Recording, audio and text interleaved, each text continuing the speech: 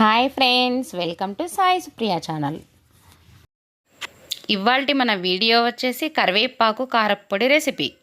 కరివేపాకు కారప్పొడి ఒక నెల రోజుల పాటు పాడవకుండా నిల్వ ఉండేలా ఎలా చేసుకోవాలో చూద్దాం. చాలామంది మనం అన్నం తినేటప్పుడు కూరల్లోని సాంబారుల్లోని కరివేపాకు తీసేసి పక్కకు పెట్టేస్తూ ఉండడం వల్ల వాటిలోని పోషకాలను మనం మిస్ అవుతూ ఉంటాము. అలా డైరెక్ట్గా కరివేపాకు తినడం ఇష్టం లేని వారు ఇలా కరివేపాకు కారప్పొడిని చేసుకొని వేడివేడి అన్నంలో నెయ్యి వేసుకొని కరివేపాకు కారప్పొడి వేసుకొని తింటే చాలా బాగుంటుంది, ఎంతో రుచిగా ఉంటుంది. కరివేపాకుని ఇష్టపడని పిల్లలు కూడా ఇలా పొడి చేసుకుంటే ఎంతో ఇష్టంగా తింటారండి.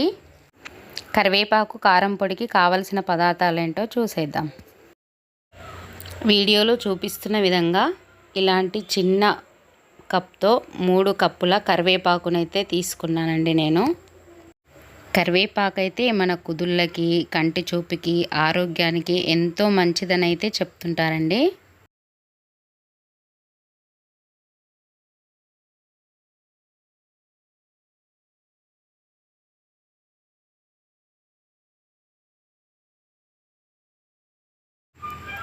మార్కెట్లో నుండి తెచ్చుకున్న ఈ కరివేపాకు మునిగేంత వరకు వాటర్ పోసి ఈ కరివేపాకుని శుభ్రంగా కడగాలండి.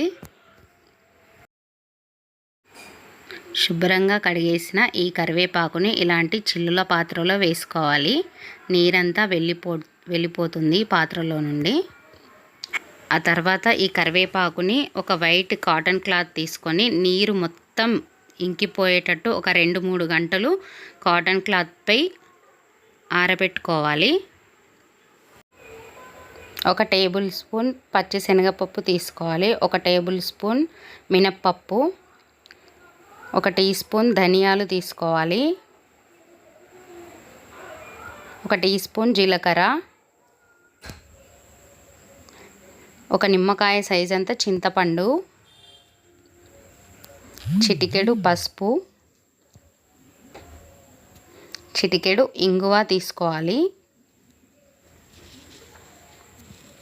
ఒక 6-7 వెల్లుల్లి రెబ్బలు తీసుకోవాలి. ఒక 10-12 ఎండుమిరపకాయలని తీసుకోవాలి. వెల్లుల్లిపాయల్ని కచ్చా పచ్చాగా దంచుకోవాలి. దంచుకున్న వెల్లుల్లి మిశ్రమాన్ని ఒక చిన్న గిన్నెలోకి తీసుకోవాలి. స్టవ్ వెలిగించి ప్యాన్ పెట్టుకొని ఒక 2 టేబుల్ స్పూన్ల ఆయిల్ని వేసుకోవాలి. స్టవ్ని మనం మీడియం ఫ్లేమ్లో ఉంచుకొని ఈ ప్రాసెస్ చేసుకోవాలి. ఆయిల్ వేడెక్కాక పచ్చిశనగపప్పుని వేసుకోవాలి. మనం తీసుకున్న జీలకర్రని కూడా ఇందులో యాడ్ చేసుకోవాలి. మినప్పప్పుని వేసుకోవాలి. ఈ పప్పులు ఇలా కలుపుతూ ఉండాలి. ఇవి కొంచెం ఫ్రై అయ్యాక వీటిలో ధనియాలను వేసుకోవాలి. మెంతుల్ని కూడా యాడ్ చేసుకోవాలి. పసుపుని కూడా యాడ్ చేసుకోవాలి.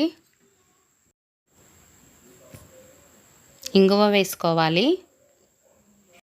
మనం తీసుకున్న ఎండుమిరపకాయలని కూడా వేసేసుకోవాలి. ఇవన్నీ వేసుకున్నాక ఇలా ఫ్రై చేసుకోవాలి. ఇవి కాస్త ఫ్రై అయ్యాక మనం తీసుకున్న కరివేపాకంతా ఇందులో వేసేసుకోవాలి. కరివేపాకు ఫ్రై అయ్యేంత వరకు ఇలా కలుపుతూ ఉండాలి. మంటని మాత్రం మీడియం ఫ్లేమ్లోనే ఉంచుకొని కలుపుతూ ఉండాలండి, లేదంటే మాడుతుంది. కరివేపాకుని ఇలా మనం ఒక 6-7 నిమిషాల వరకు ఫ్రై చేసుకోవాలండి. కరివేపాకు ఫ్రై అయ్యేంత వరకు ఇలా కలుపుతూ ఉండాలి. కరివేపాకు ఇలా ఫ్రై అయ్యాక దీంట్లో మనం నిమ్మకాయ సైజ్ అంతా తీసుకున్న చింతపండుని యాడ్ చేసుకోవాలి. చింతపండు వేయగానే స్టవ్ ఆఫ్ చేసేయాలి. ఈ కరివేపాకు మిశ్రమాన్ని అంతా మనం మిక్సీ జార్లోకి ట్రాన్స్ఫర్ చేసేసుకోవాలి.